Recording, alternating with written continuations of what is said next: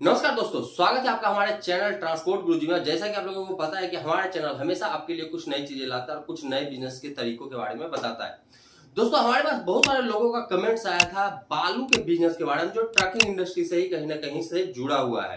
तो आज हम बात करते हैं कुछ सिलेक्टेड स्टेट्स के बारे में, और वहां से आप बालू का बिजनेस किस तरह से कर सकते हैं, और वही सेम पैटर्न जो है बिजनेस का, ये पैन इंडिया चलता है। तो चलिए क्विकली स्टार्ट करते हैं वीडियो को और बताते हैं कि आप किस तरह से बालू के बिजनेसेस का काम कर सकते हैं और किस किस तरह के ट्रकों का यहाँ पे काम होता है और पेमेंट किस तरह से मिलता है और गाड़ी आप कहां से लगा सकते हैं, सबसे बड़ी बात।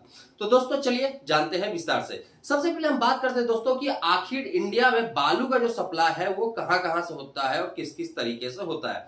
तो दोस्तों हम बात करते हैं इंडिया में सबसे पहले बालू का सप्लाई कहां से होता है। तो सबसे ज्यादा जो आज की डेट में इंडिया में बालू का सप्लाई होता है दोस्तों, वो है नदी। जी हाँ दोस्तों, नदी जितने भी है जहां से भी बालू निकलता है, ट्रांसपोर्ट होता है, वहां पे सबसे ज्यादा बालू के ट्रांसपोर्टेशन का काम होता है। ऐसे हम बात करते हैं जो गंगा रिवर है, वहां पे भी आपको देखने के लिए बालू का ट्रांसपोर्टेशन मिल जाएगा। कुछ जो है आपके नर्मदा, ताप्ती और गोदावरी नदियों में भी देखा जाता है, बट यहाँ पे जो है उतना ज्यादा लेवल पे ट्रांसपोर्टेशन नहीं होता बालू का, लेकिन हाँ फिर भी होता है। इसके अलावा आपको बिहार में, बिहार के सोन नदी है, वहां पे भी आपको बालू का ट्रांसपोर्टेशन देखने के लिए मिल जाएगा। बहुत जगह पे उसको सोन नदी, बहुत जगह पे उसको कोयलवर की भी नदी बोलते हैं। इसके अलावा मैं जहां से बिलोंग करता हूं, क्यूल, जी हाँ दोस्तों, वहां पे गंगा की एक सहायक नदी है जिसका नाम है क्यूल नदी हम लोग बोलते हैं। ये पूरा जो एरिया है ये भी बालू के ट्रांसपोर्टेशन के लिए जाना जाता है, ये नदी भी बालू के ट्रांसपोर्टेशन के लिए जाना जाता है। इसके अलावा भी बहुत सारे इंडिया में रिवर है जहां पे कि बालू का ट्रांसपोर्टेशन होता है। इसके अलावा बालू का ट्रांसपोर्टेशन कहां होता है, तो जहां तक मैं अगर सही से समझ पा रहा हूं, तो दिल्ली में मैं रहता हूं, यहाँ पे रेता बोलते हैं। मुझे आइडिया नहीं कि उसी को रेता बोलते हैं किसको बोलते हैं, बट वो है क्या चीज वो मैं आपको बता देता हूं। लेकिन हाँ, वहां से भी ट्रांसपोर्टेशन आप कर सकते हो। होता क्या है यहाँ पे नदियों का जो है बालू नहीं मिल पाता है, तो इस एरिया में यहाँ पे जो क्या होता है कि जो बड़े बड़े पहाड़ होते हैं जहां से गिट्टी को निकाला जाता है, वहां पे पत्थर को पीस करके बालू के जैसा बनाया जाता है, जिससे घर बनाने का काम होता है। तो जी हाँ दोस्तों, यहां से भी गाड़ियों का जो ट्रकों में जो है इसका ट्रांसपोर्टेशन होता है, खास करके बालू का या फिर रेते का। तो आप यहाँ पे बालू और रेते का जो है ट्रांसपोर्टेशन कर सकते हैं। बट अब बात करते हैं कि आप गाड़ी यहाँ पे किस तरह का लगाओगे और कि इसका जो पेमेंट का टर्म है वो क्या हो सकता है। तो सबसे पहले हम बात करते हैं कि आप यहाँ पे किस तरह की गाड़ी लगा सकते हो। दोस्तों इस यहाँ पे जो है ज्यादा करके 10 टायरा, 12 टायरा, 14, 16 टायरा जैसे जो ट्रक्स है वो लग जाते हैं, जो ओपन बॉडी ट्रक्स है। इसके अलावा यहाँ पे बहुत सारी जगहों पे हाइवा का भी यूज होता है, तो हाइवा भी आप यहाँ पे चला सकते हो। हर जगह पे नहीं यूज होता है, लेकिन हाँ बहुत जगह पे यूज होता है। लेकिन हाँ एक चीज मैं आपको बता सकता हूँ, जितने भी पहाड़ी एरिया है जहां पे कि इस तरह के रेता या बालू जो भी बोलिए, अब यहाँ पे मुझे एक्चुअल में याद नहीं है कि दिल्ली में इसको बोलते क्या एक्चुअल में। अगर आप लोगों को पता होगा तो आप मुझे कमेंट में जरूर बताइए।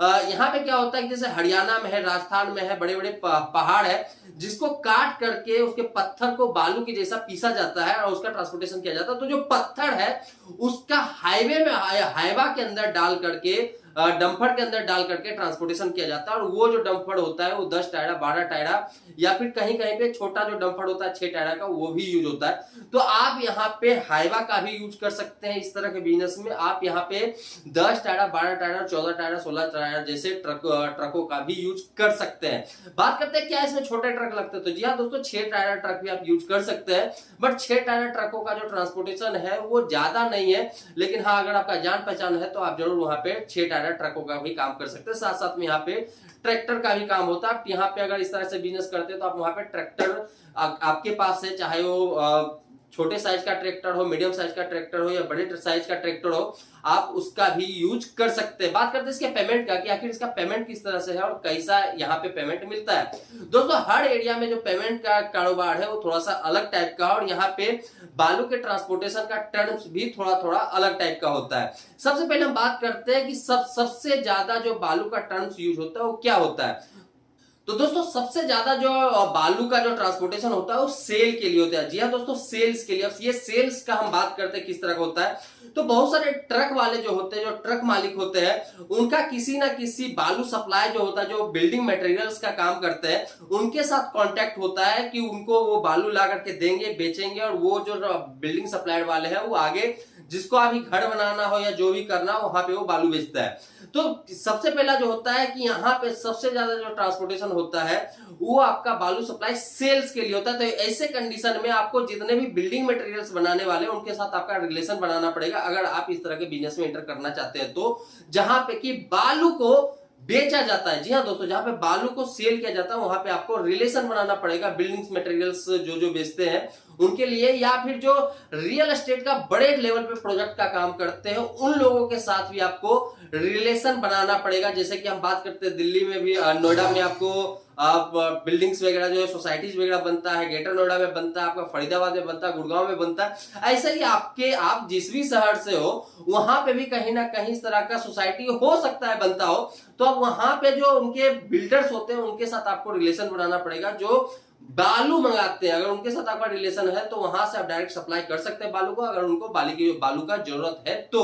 अब बात करते हैं दूसरे लेवल पे जो सबसे बड़ा जो ट्रांसपोर्टेशन होता है बालू का, वो क्या होता है? तो दोस्तों वो होता है बड़े लेवल पे बालू का, तो जहां पे गवर्नमेंट के प्रोजेक्ट्स चलते हैं, जी हाँ दोस्तों, जहां पे गवर्नमेंट का प्रोजेक्ट चलता है या बड़े बड़े हाईवेज बनाए जाते हैं या फिर और इस तरह का कुछ किया जाता है जहां पे कि बालू का यूज हो, वहां पे बड़े लेवल पे काम होता है। बट ये इस लेवल पे काम के लिए कांटेक्ट वो आपके साथ हो, ये चांसेस बहुत ज्यादा कम हो जाता है, क्योंकि ऐसे इस तरह के बिजनेसेस में और इस तरह के प्रोजेक्ट में जो वो बिजनेस करने वाला है जिसको कि बालू का जरूरत है उसका डायरेक्ट कांटेक्ट होता है बालू निकालने वाले वेंडर्स के साथ, जो कि बालू निकालते हैं नदी से, या फिर उनके साथ होता है जो पत्थर को तोड़ करके बालू बनाते हैं। तो इन दोनों के साथ उनका डायरेक्टली कनेक्शन होता है, क्योंकि बड़े लेवल पे वहां पे बालू का सप्लाई होता है। तो इसलिए ट्रक्स वालों के साथ इनके कांटेक्ट हो, ये चांसेस बहुत कम हो जाते हैं। बात करते हैं कि आप यहाँ पे गाड़ियां कैसे लगा सकते हो। तो आपको यहाँ पे गाड़ी लगाने के कुछ तरीके जो मैं आपको बता देता हूँ। पहला नंबर, जहां पे बड़े लेवल पे बालू के ट्रांसपोर्टेशन का काम होता है वहां पे कहीं ना कहीं लोकल यूनियन काम करता है, क्योंकि बालू का बिजनेस हमेशा से ही बड़े लेवल का एक ठेकेदारों वाला बिजनेस कहा जाता है। और आप लोग ने भी सुना होगा कि अगर बालू का कोई बिजनेस कर रहा है तो अपने आप में बहुत बड़ा ठेकेदार है। तो वैसे लोगों से आपको डायरेक्टली कांटेक्ट करना पड़ेगा अगर आप वहां पे अपने ट्रक को चलाना चाहते हैं। तो आप जाइए और डायरेक्ट वैसे लोगों से मिलिए जहां पे कि इस तरह से बिजनेसेस होता है, जहां से बालू को निकाला जाता है। ये बात कर रहा हूं जहां पे कि नदियों से निकाला जाता है। अब लेकिन बात करते हैं कि जहां पे पत्थर को काट करके उसको पीस करके ट्रांसपोर्टेशन किया जाता है बालू के रूप में, या फिर गिट्टी भी बोल सकते हो, वहां तो गिट्टी भी होता है, तो गिट्टी को भी ट्रांसपोर्टेशन किया जाता है। तो यहाँ पे आप किसके साथ कांटेक्ट कर सकते हो? तो दोस्तों यहाँ पे कांटेक्ट करना पड़ेगा अगर वहां पे बड़े लेवल पे काम हो रहा है, बहुत बड़े लेवल पे हर दिन 200-400 ट्रक्स लग रहा है, तो वहां पे जरूर है कि कोई ना कोई यूनियन होगा, तो आपको उस यूनियन के साथ बात करना पड़ेगा।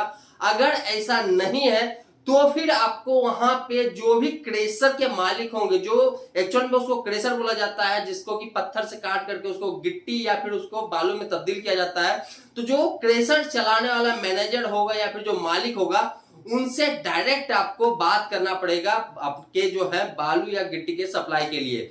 तो दोस्तों ये था जानकारी आपका, कहां से आप बालू के ट्रांसपोर्टेशन का काम कर सकते हैं, या फिर थोड़ा मोड़ा गिट्टी का भी काम कर सकते हैं, या फिर पत्थर का भी काम कर सकते हैं। तो दोस्तों ये थी छोटी सी जानकारी आज के बिजनेसेस के बारे में। कैसा लगा आपको ये वीडियो मुझे जरूर बताइए। अगर आपको पसंद आए तो अपने दोस्तों के साथ शेयर कीजिए। मिलते हैं अपने नए वीडियो में फिर से कुछ वीडियो के साथ, तब तक के लिए धन्यवाद।